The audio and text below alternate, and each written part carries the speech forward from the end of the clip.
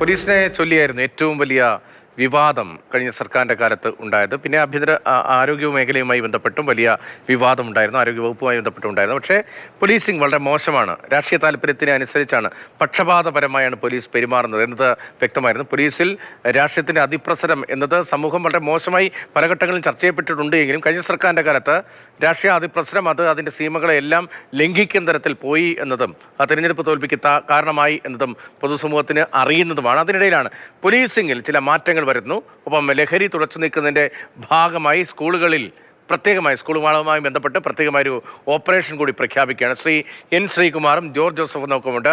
Shri N Sreekumar, എത്രത്തോളം ദിശാബോധമുള്ള, ഇപ്പോൾ ഒരു രാഷ്ട്രീയ ആംഗിളിൽ നോക്കിയാൽ ദിശാബോധത്തോടു കൂടിയാണ് പുതിയ ആഭ്യന്തരമന്ത്രി പുതിയ പ്രഖ്യാപനങ്ങൾ നടത്തുന്നത്? നേരത്തെ ഓപ്പറേഷൻ കുബേരയുടെ കാര്യമടക്കം പറഞ്ഞിരുന്നല്ലോ.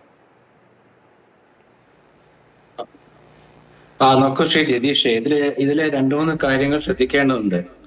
ഒന്നാമത്തെ കാര്യം എന്താണെന്ന് വെച്ചാല് 10 വർഷം ഭരിച്ച ഒരു ഗവൺമെന്റിന്റെ പോലീസ് നയത്തെക്കുറിച്ച് ജനങ്ങൾക്കും പോലീസിനും വലിയ വ്യക്തത ഉണ്ടായിരുന്നില്ല.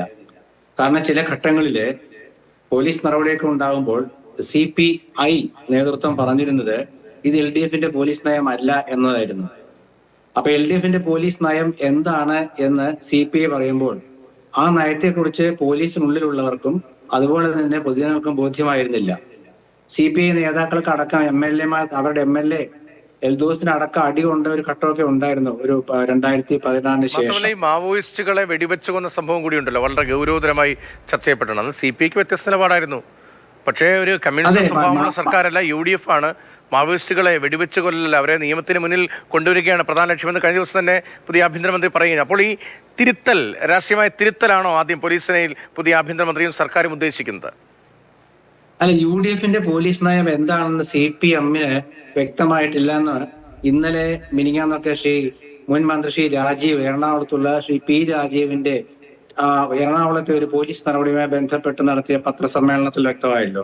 അപ്പൊ UDFന്റെ പോലീസ് നയം എന്താണെന്ന് കൂടി ബോധ്യപ്പെടുത്തേണ്ട ഒരു കാര്യം പുതിയ ആഭ്യന്തരമന്ത്രി ശ്രീ രമേശ് ചെന്നിത്തല ഉണ്ടായിരുന്നു. അപ്പൊ രമേശ് ചെന്നിത്തലയെ കുറിച്ച് പറയുമ്പോൾ അദ്ദേഹം ആഭ്യന്തരമന്ത്രി ആയിരിക്കുന്ന സമയത്ത് ഒരുപാട് ജനകീയ വിഷയങ്ങൾ അവതരിപ്പിച്ചിരുന്നു. അതിൽ പ്രധാനപ്പെട്ടതായിരുന്നു ഈ സ്റ്റുഡന്റ് പോലീസ്. ഈ സ്റ്റുഡന്റ് പോലീസ് എന്ന് പറയുന്ന സംഭവം അത് നിസ്സാരമായിട്ട് തോന്നുമായിരുന്നെങ്കിലും ഈ റാഗിംഗ് ഉൾപ്പെടെയുള്ള കാര്യങ്ങളൊക്കെ 2016 ശേഷം കൂടുതൽ ഉണ്ടായിട്ടുണ്ട് നമ്മുടെ നാട്ടില്.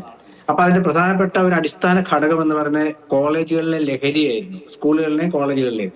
അപ്പൊ സ്കൂൾ കുട്ടികൾ പരസ്പരം അടികൂടുക, അതുപോലെ ബസ് സ്റ്റാൻഡിൽ കിടന്ന് തല്ലുകൂടുക, അതുപോലെ കോളേജ് ഹോസ്റ്റലുകളിലെ റാഗിങ് ഉണ്ടാവുക, ഇതിന്റെയൊക്കെ അടിസ്ഥാന ഘടകത്തിലേക്ക് ചെന്നെത്തുമ്പം അവിടെ ലഹരി ഉപയോഗത്തിലേക്കാണ് എത്തിയത്.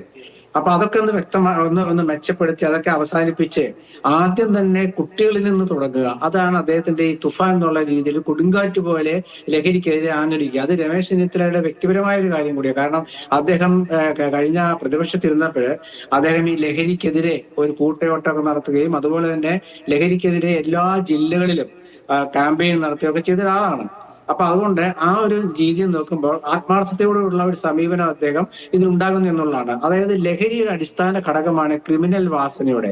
അപ്പൊ അത് ആദ്യം തുടച്ചു നീക്കുക എന്നുള്ളതാണ്. രണ്ടാമത്തെ കാര്യം എന്താണ് UDFന്റെ പോലീസ് നയം, അത് വ്യക്തമാക്കുക. ആ പോലീസ് നയം വ്യക്തമാക്കണമെങ്കിൽ 10 വർഷത്തെ പോലീസിലെ ചില ജീർണതകളുണ്ട്, അത് മുഴുവൻ നീക്കേണ്ടി വരും. അപ്പൊ നിലവിലുള്ള ഉദ്യോഗസ്ഥന്മാരെ വെച്ചുകൊണ്ട് തന്നെ അവരുടെ കാര്യശേഷി പ്രയോജനപ്പെടുത്തിക്കൊണ്ട് തന്നെ അത് ഉണ്ടാക്കുക എന്നുള്ളതാണ്. ഇപ്പൊ നമ്മൾ കേൾക്കുന്ന ചില ആരോപണങ്ങൾ എന്തെങ്കിലും ചില വിഷയങ്ങൾ വന്നാല് അത് അവസാനം ചെന്നെത്തുക ഒരു DGPയുടെ പേരിലാണ്. എന്തുകൊണ്ടാണ് ആ ഒരു DGP അല്ലെങ്കിൽ ADGPയിലേക്ക് എത്തുന്നത് എന്ന് ചോദിച്ചാൽ അയാളിൽ അധികാരം കുമിഞ്ഞു കൂടുകയായിരുന്നു. ആ ഒരു അന്തരീക്ഷത്തെ മാറ്റിയെടുക്കുക. അപ്പൊ രാഷ്ട്രീയമായിട്ട് പോലീസിനെ ഉപയോഗിച്ചൊരു ഘട്ടം ഉണ്ടായിരുന്നു LDF. കാരണം അവരുടെ രാഷ്ട്രീയ നേട്ടത്തിനായിട്ട് RSS ബന്ധവുമായി ബന്ധപ്പെട്ടിട്ട് ADGPക്കെതിരെ ഉണ്ടായ ആരോപണം, അതുപോലെ തന്നെ യൂത്ത് കോൺഗ്രസ് പ്രവർത്തകരെ ഗൺമാന്മാരെ തല്ലിയ ശേഷം അത് എത്തി നിൽക്കുന്ന ആരോപണം, അങ്ങനെ ഒരാളിലേക്ക് കേന്ദ്രീകരിക്കുക അല്ലെങ്കിൽ ഏതെങ്കിലും ഒരു ഉദ്യോഗസ്ഥനിലേക്ക് കേന്ദ്രീകരിക്കുക, അതായിരുന്നു പ്രശ്നം. നേരെ മറിച്ച് ഇത് ആഭ്യന്തരമന്ത്രിയിലേക്ക് കേന്ദ്രീകരിക്കുക എന്ന രീതിയിലേക്കാണ് ഇപ്പൊ എത്തുക. ആഭ്യന്തരമന്ത്രി അറിയാതെ പോലീസിൽ ഒന്നും നടക്കാൻ പാടില്ല എന്ന് വെച്ചാല് ഒരു പോലീസ് നയം ഉണ്ട് ഗവൺമെന്റിനെ എന്ന് വ്യക്തമാക്കുന്നത് ആഭ്യന്തരമന്ത്രിയാണ്. അപ്പൊ UDFന്റെ പോലീസ് നയം എന്താ എന്ന് ഇന്നലെ ശ്രീ രാജീവ് ചോദിക്കുന്നത് കേട്ടു. അതിന് പ്രധാനപ്പെട്ട കാരണം അവിടുത്തെ ഒരു കുടിയൊഴിപ്പിക്കലായിരുന്നു. അത് തന്നെ കൃത്യമായിട്ടൊരു കാര്യമുണ്ട്. അതായത് ഒരു ഗവൺമെന്റിന്റെ ആഭ്യന്തരമന്ത്രി ചുമതല ഏറ്റ ഒരു മണിക്കൂറുകൾക്കുള്ളിൽ ഒരു പോലീസ് നടപടി നടക്കുക, അതും ജനങ്ങളെ കൊണ്ട് പറയിപ്പിക്കുന്ന ഒരു പോലീസ് നടപടി, അതായത് പ്രതിപക്ഷത്തിന്റെ കയ്യിൽ വഴി കൊടുക്കാവുന്ന ഒരു പോലീസ് നടപടി. അത് എന്തിനാണ് ഉണ്ടായെന്ന് ചോദിച്ചാൽ അത് ഇപ്പോഴത്തെ പോലീസ് സംവിധാനത്തിന്റെ ആ ജീർണത നിലനിൽക്കുന്നു എന്നുള്ളതിന്റെ വ്യക്തതയാണ്. അതൊക്കെ മാറ്റിയെടുത്തുകൊണ്ട് ഇതാണ് ഞങ്ങളുടെ പോലീസ് നയം, ഞങ്ങളുടെ ജനമൈത്രി നയം, ഞങ്ങളുടെ സ്റ്റുഡന്റ് പോലീസ് നയം, ലഹരിക്കെതിരായ ഞങ്ങളുടെ നയം. അതിലൊരു വളരെ പ്രധാനപ്പെട്ടത് ശ്രീ രതീഷ് ഓർക്കേണ്ട കാര്യം ഈ ലഹരിയുടെ സ്രോതസ് അന്വേഷിക്കുക എന്നുള്ളതാണ്. കാരണം സ്രോതസ് അന്വേഷിക്കേണ്ട ലഹരി കൊണ്ടുവരുന്ന കഞ്ചാവ് കേസിൽ ഒരാളെ പിടിക്കുക, എന്നിട്ട് ആ പിടിക്കപ്പെട്ട ആളെ ഏതെങ്കിലും ഒരാളുടെ മകനാണെങ്കിൽ ആ കഞ്ചാവ് പുകയായിട്ട് പോവുക, അതൊന്നും ഇനി പറ്റില്ല. എവിടെ നിന്നാണ് കഞ്ചാവ് വരുന്നത്, ഏത് സ്ഥലത്തു നിന്നാണ് വരുന്നത്? അപ്പൊ കേരളത്തിൽ ഇങ്ങോട്ട് തീരുമാനം എടുത്താൽ അതിൽ ദക്ഷിണേന്ത്യ എന്തായാലും പൂർണ്ണമായിട്ടും രമേശ് ചെന്നിത്തല ഉപയോഗിക്കാൻ പറ്റും. കാരണം ദക്ഷിണേന്ത്യയിലെ 5 സംസ്ഥാനങ്ങളിലെ 3 സംസ്ഥാനങ്ങളിലെ ആഭ്യന്തരമന്ത്രിമാർ കോൺഗ്രസ്സുകാരാണ്. അതുപോലെ തന്നെ മറ്റേ തമിഴ്നാട്ടിലാണെങ്കിൽ കോൺഗ്രസ് മന്ത്രിമാർ ഉൾപ്പെട്ട ഒരു മുന്നണിയാണ് ഭരിക്കുന്നത്. ഇപ്പൊ പുതുശ്ശേരി മാത്രമാണ് കോൺഗ്രസ് അല്ലാതെ നിൽക്കുന്നുള്ളൂ. ആന്ധ്രയിലാണെങ്കിൽ അത് വേറൊരു കക്ഷിയാണ് ഭരിക്കുന്നത്. അപ്പൊ 5 സ്റ്റേറ്റുകളിലും ഒരു കേന്ദ്രഭരണ പ്രദേശമുള്ള ദക്ഷിണേന്ത്യയിൽ തന്നെ കോൺഗ്രസിന് 3 മുഖ്യമന്ത്രിമാരുണ്ട്. ലഹരിക്കെതിരായ പോരാട്ടം ഓപ്പറേഷൻ തൂഫാൻ എന്ന് വലിയ തോതിൽ മുന്നോട്ട് കൊണ്ടുപോകാൻ രമേശ് ചെന്നിത്തല കഴിയും. ഒപ്പം പോലീസിൽ ഒരു മാറ്റം ഉണ്ടാകുന്നു എന്നാണ് അങ്ങ് പറഞ്ഞത്.